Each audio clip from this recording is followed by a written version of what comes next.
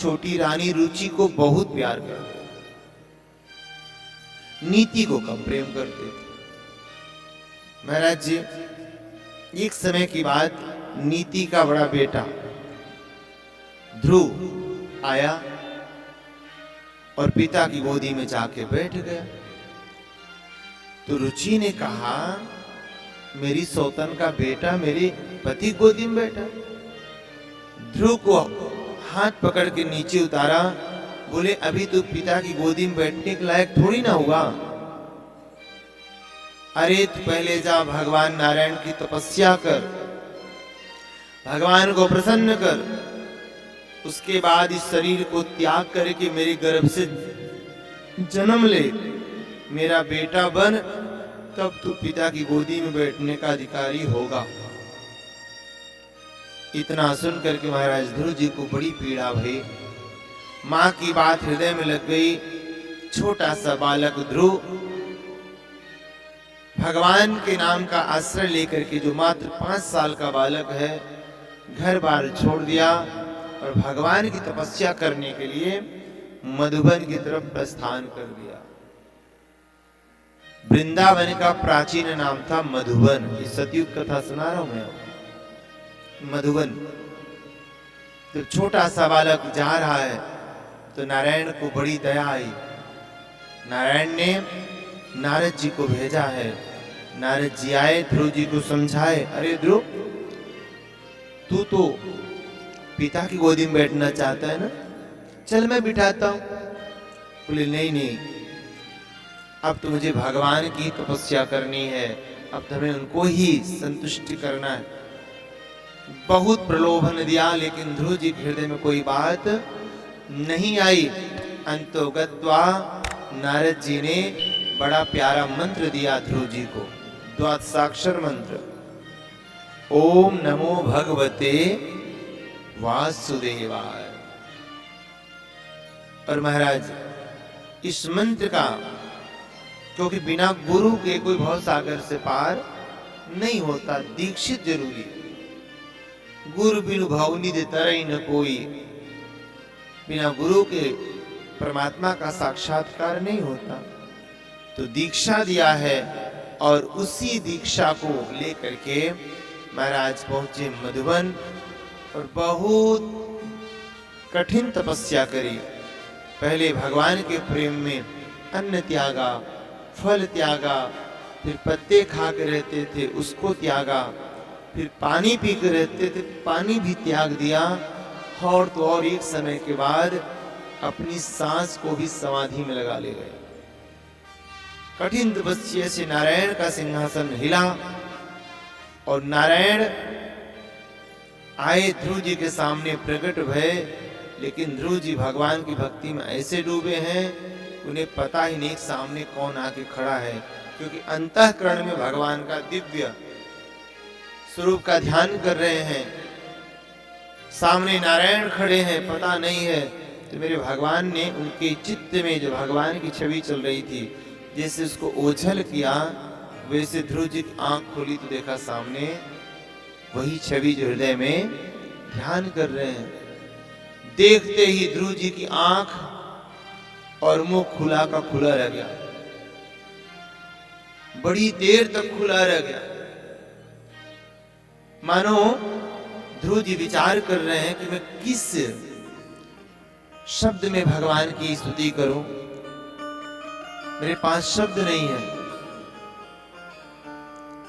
तो जैसे संगीता बहन पास में आई थी, भाव में बोलते बोलते भाव खो जाते थे, शब्द नहीं निकलते थे मुख से, गला अवरुद्ध हो जाता था। तो जब प्रेम जहां होता है ना, तो वहां व्यक्ति बोलना चाहे तो भी नहीं बोल पाता, अवरुद्ध हो जाता है। तो गला अवरुद्ध हो गया और मुख खुला का खुला, आंखें खुली की खुली। अब किस शब्द में भगवान की स्तुति करें? जिस बालक को स्वर और व्यंजन का भी ज्ञान नहीं है, 5 साल का बालक, उसे क्या पता आ आ ई ऊ कैसे होता। तो मेरे भगवान ने जो संकल्प मात्र से ब्रह्मा जी को वेदों का ज्ञान करा देते हैं, ऐसे नारायण जी जैसे अपने शंख का स्पर्श कराए, उससे ध्रुव जी को बड़ा अद्भुत ज्ञान भया और ध्रुव जी ने बहुत प्यारी भगवान की स्तुति की कि योऽन्तः प्रविश्य मम वाचमिमां प्रसुप्ताम् संजीवयत्यखिल शक्तिधरः स्वधाम्ना अन्याश हस्तचरण शृण्वत्वगादीन् प्राणान् नमो भगवते पुरुषाय तुभ्यम्। मेरे नारायण प्रसन्न है, मेरे नारायण तो अंतर्यामी हैं, बिना मांगे ध्रुव जी को वरदान दे दिया। मांगो ध्रुव क्या चाहिए, तो ध्रुव जी नहीं जानते हो क्या मांगा कि न कामये नाथ तदभ्यहं क्वचिन न यत्र युष्म चरणाम्बुजासवः महत्तमान्तर्ध्यान मुखच्चितो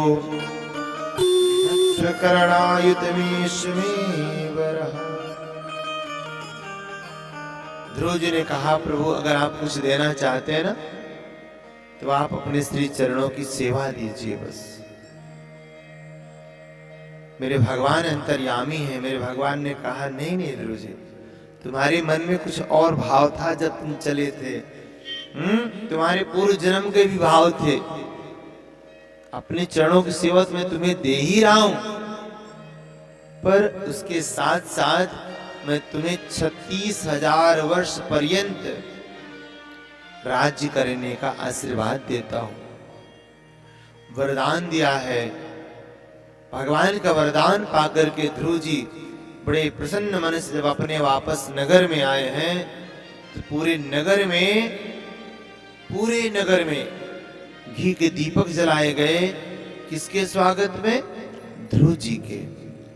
दर्शन करिए, जब ध्रुव जी जा रहे थे तो कोई साथ नहीं था, लेकिन आज मेरे भगवान का आशीर्वाद लेकर के आ रहे हैं तो आज दुनिया सम्मान कर रही है कि जेहि पर कृपा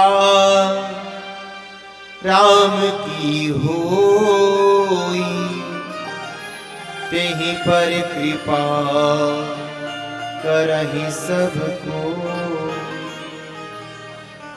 जिस पे मेरे भगवान की कृपा होती है ना, उस पे सारा संसार कृपा करता है। तुम्हें ये प्रसंग हमको शिक्षा देता है कि जीवन में अगर कभी विषम परिस्थिति आए ना तो होपलेस नहीं होना चाहिए, व्याकुल नहीं होना चाहिए। अभी तो भगवान पर विश्वास करना चाहिए कि जो भगवान ने हमको दुख दिया है वही हमारे जीवन में सुख भी लाएंगे। और प्यारी, ये तो प्रकृति का नियम है, हर समय रात नहीं रह सकती और हर समय दिन नहीं रह सकता। तो अगर जीवन में दुख है ना तो भगवान की इच्छा मानकर किसी स्वीकार करो। आप दर्शन करिए, अगर सौतेली मां ने ध्रुव जी को धमकाया ना होता तो काहे को भगवान का दर्शन होता।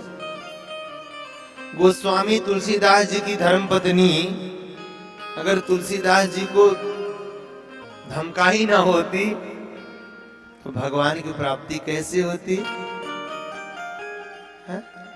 तुलसीदास जी पत्नी प्रेम में इतने मस्त रहते थे कि जब ससुराल वाले आते थे लेने के लिए ना तो अपना दरवाजा बंद कर लेते थे, हम नहीं जाने देंगे, इतना प्यार करते थे।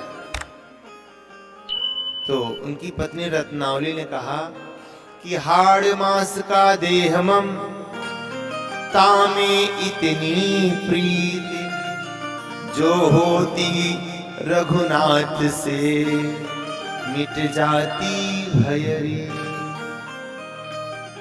कि हमारा शरीर हाड़ मांस का है, इसमें इतनी प्रीति, इसके बिना नहीं रह पा रहे। अरे धिक्कार है तुम्हें। अगर इतना प्यार ठाकुर जी से होता तो तुम भव सागर से पार हो जाते।